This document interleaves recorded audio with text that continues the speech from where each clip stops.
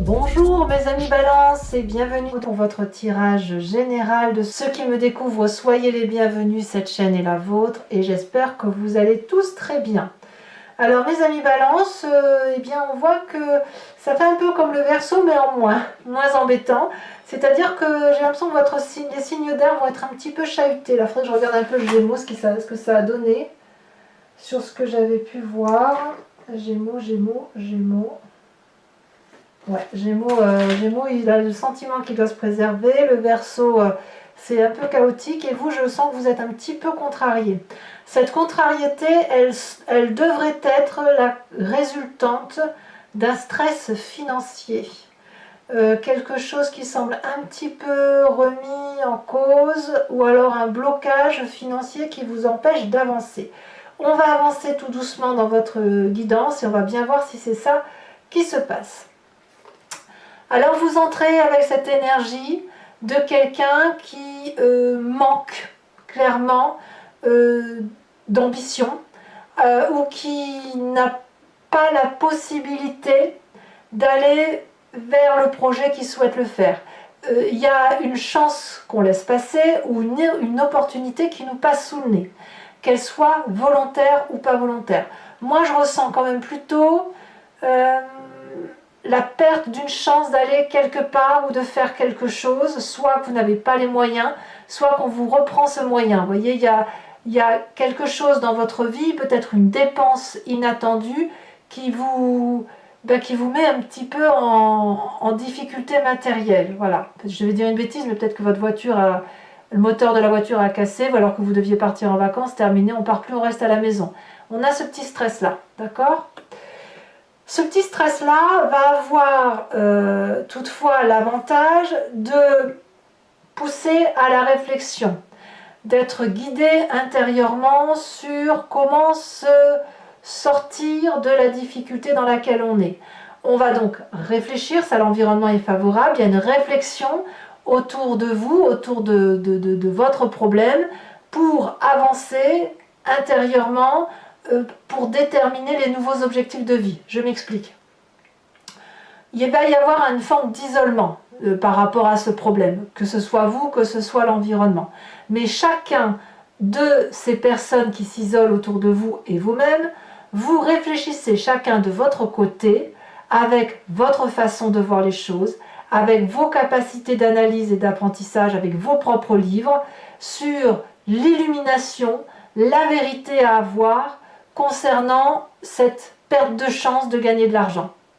Alors, chacun y verra midi à sa porte. Vous pourriez très bien vous dire que c'est un travail qui est guidé par un objectif lointain, mais en fait, si on va plus loin, c'est que chacun va redéterminer ses intérêts propres. Reprenons l'exemple de cette voiture dont le moteur casse et qui nous empêche d'aller en vacances.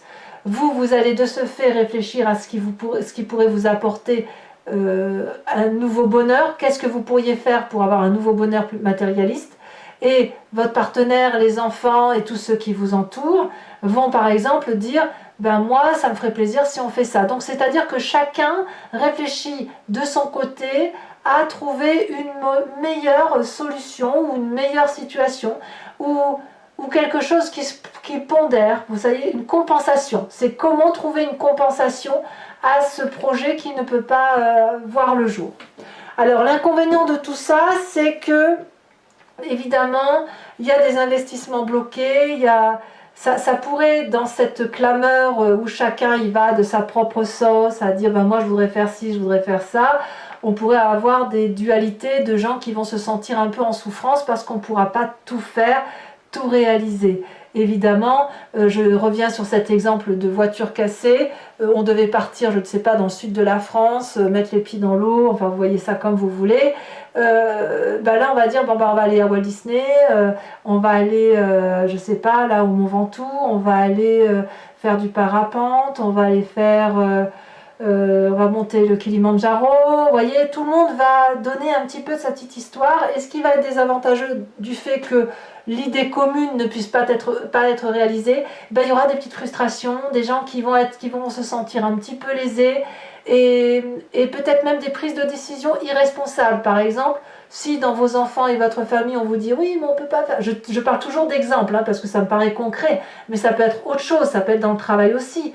Mais des gens qui vont dire oui, mais moi, c'est pas juste, je veux faire ça, donc je vais aller faire ça. Voilà, tant pis, je ne vais pas avec vous, ou tant pis, je ne vous suis pas. Ça peut être ça l'idée.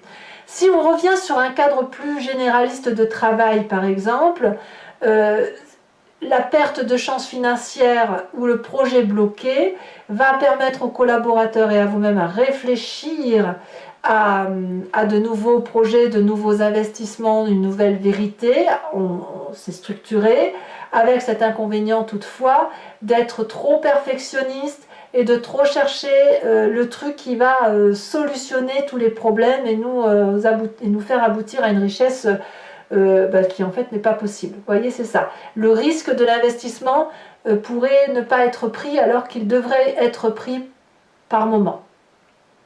Alors dans votre présent, qu'est-ce qu'on a? Cette dualité qui revient effectivement, ces désagréments, de battre le fer, d'être en compétition, d'être dans le challenge et de se sentir agressé dans ce challenge, de se sentir de faire face à des obstacles et de devoir les pousser un à un, les contrecarrer, parfois accepter de baisser sa garde, mais en contrepartie de rendre un coup, etc.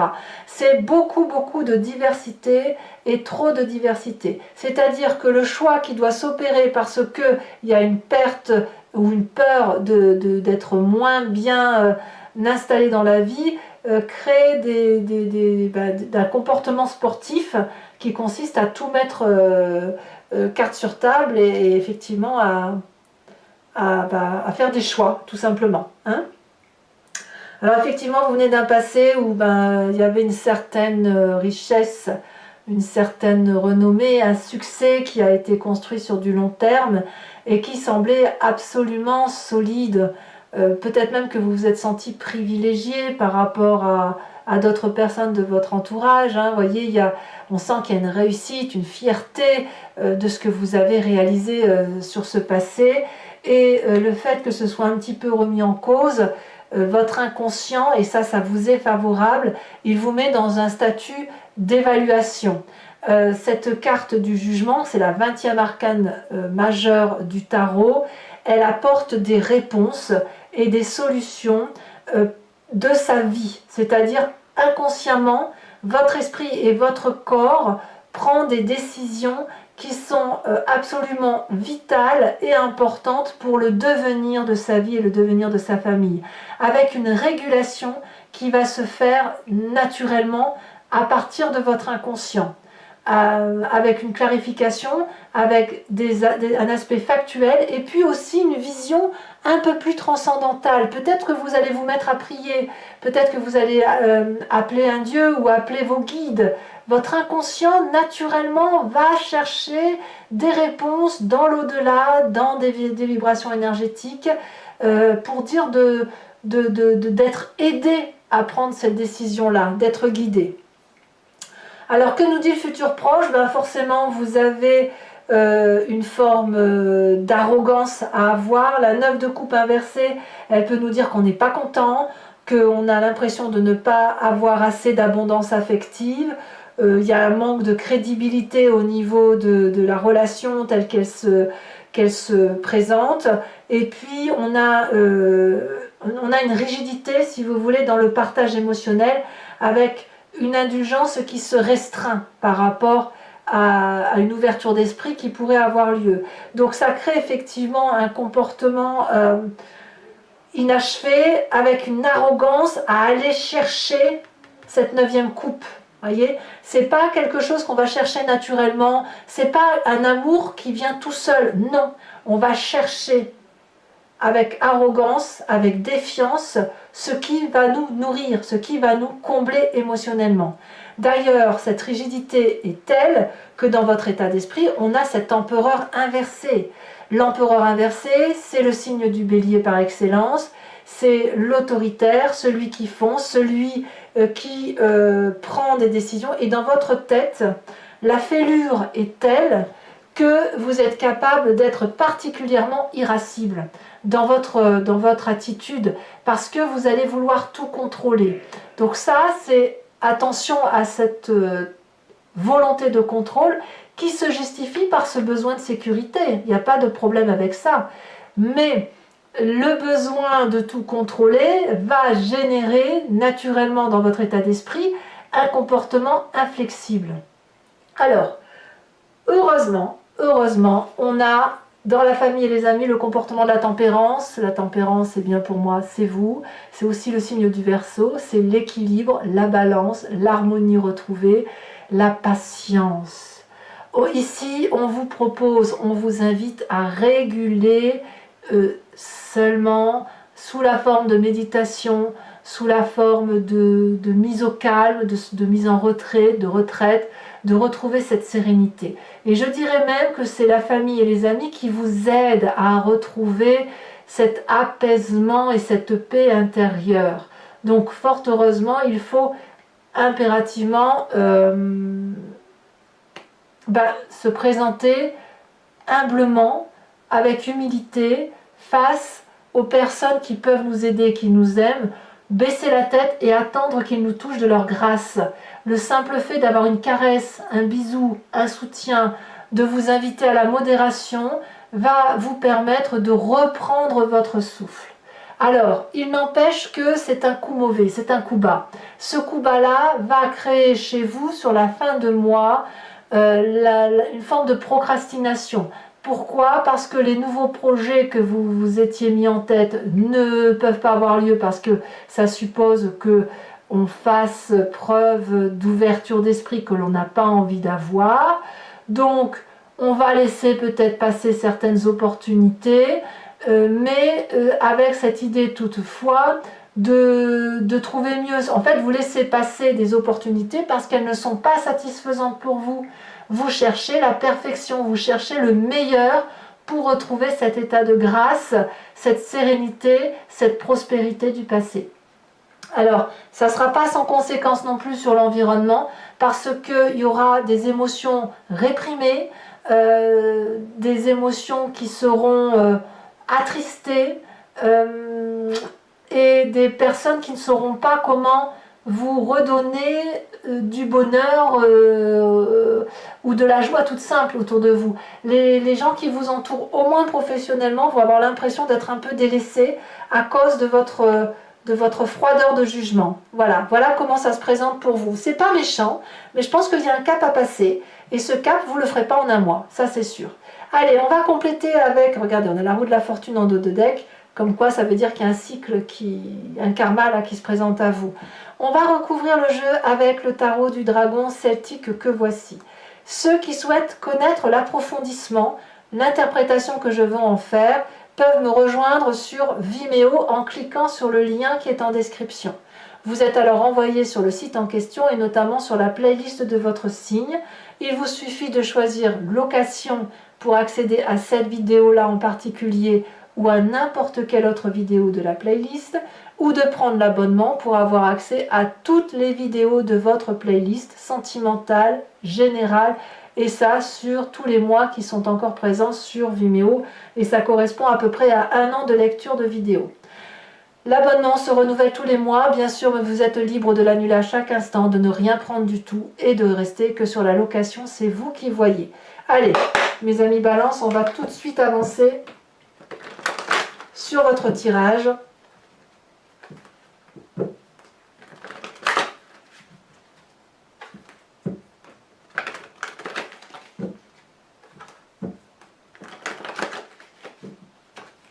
Qu'est-ce qu'on a sur cet as de pentacle inversé?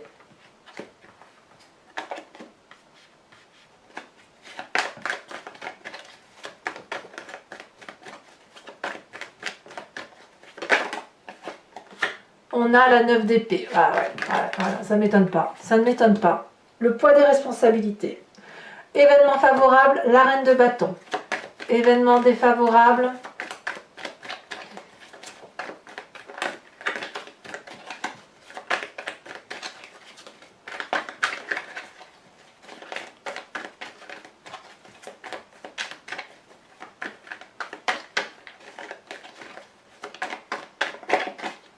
ici elle se décroche, la vallée de coupe. Le présent,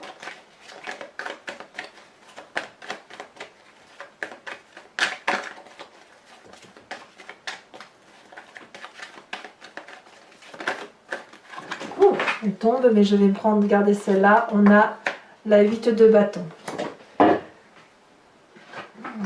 Ensuite, sur l'inconscient, sur ce jugement, on a déjà sauté, on a l'as de denier.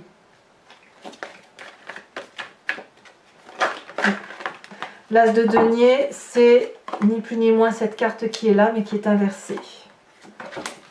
Sur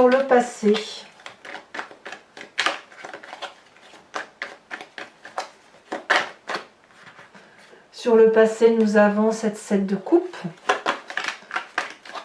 Sur le futur proche, l'événement marquant de ce mois, avec la 9 de coupe inversée, on a la 5 de bâton que l'on retrouve dans votre présent. Donc c'est quand même quelque chose qui va durer quand même sur le mois, au moins une semaine. Sur votre état d'esprit, nous avons la cavalier de coupe.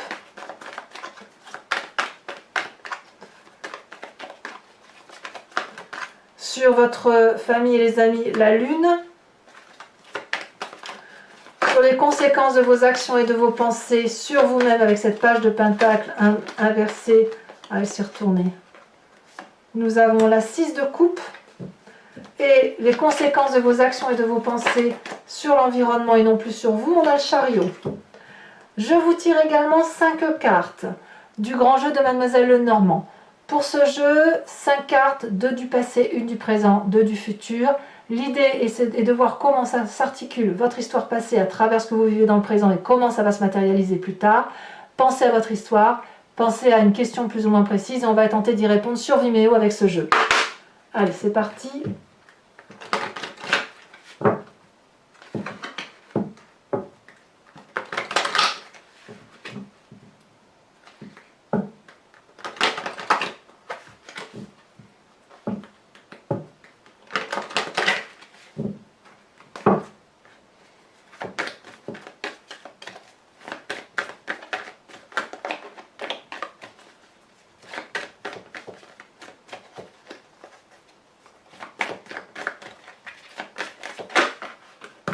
Les deux sont tombés. La vallée de cœur, non, la roi de cœur et la roi de pique. Waouh!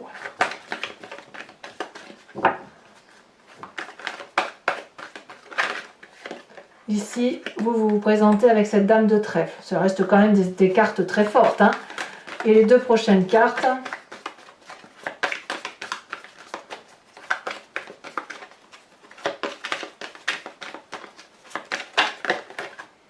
On a la 7 de carreau.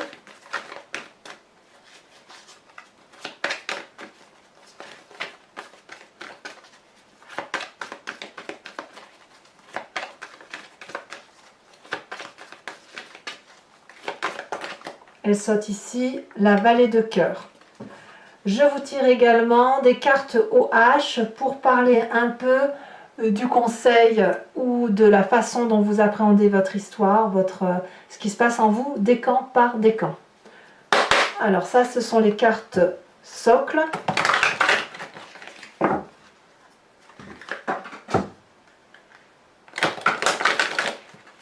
Alors j'ai encore fait tomber une carte. On parle du père. Encore une fois, et après je trie les cartes. Voilà. Premier décan, on a la destruction, détruire. De quoi parle-t-on? Deuxième décan, elle a déjà sauté, on parle de donner. Troisième décan. Ouf.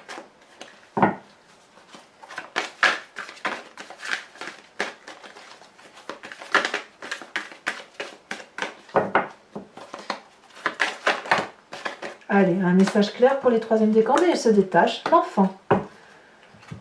Ensuite, carte support que l'on va interpréter sur Vimeo, sachant aussi que je rajoute des cartes support pour avoir des précisions décan par décan.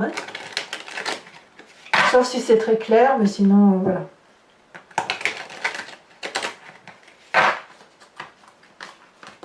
Alors, pour mes premiers décans, elle se détache, le serpent. Deuxième décan. Oh, on parle de sexualité quand même pour les premiers et deuxième décans. Hein. Troisième décan.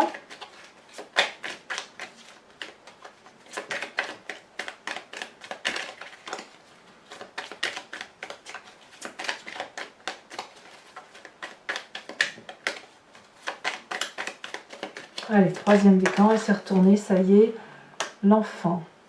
Allez, mes amis Balance, n'hésitez pas à vous abonner, c'est important pour moi, pour le soutien de la chaîne. Et puis à commenter aussi, parce que j'adore vous lire, j'adore avoir un retour d'expérience de ces lectures à travers votre regard. N'hésitez pas aussi à liker et à partager. Dans tous les cas, je vous souhaite un excellent mois. Je vous dis à très bientôt pour votre prochain tirage. Bisous, bisous!